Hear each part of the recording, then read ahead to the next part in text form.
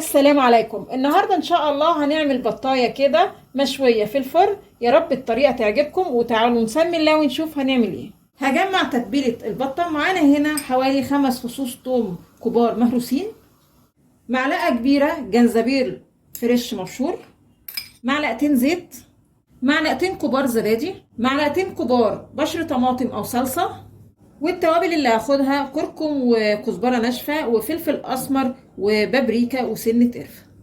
اظبط الملح، اقلب التتبيله، وبعدين اجيب البطايه واغلفها بقى بالتتبيله الحلوه دي، وبرده ادخل التتبيله كده جوه البطه، وعلى قد ما اقدر برده تحت الجلد كده ادخل التتبيله، يعني ما اسيبش حته في البطه الا لما احط فيها التتبيله اللي احنا عملناها دي.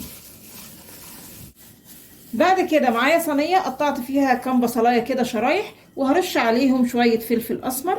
هقلبهم مع بعض بقى كويس قوي بايديا مش بالمعلقه، علشان اضغط على البصل والبصل يخرج يعني العصاره اللي جواه.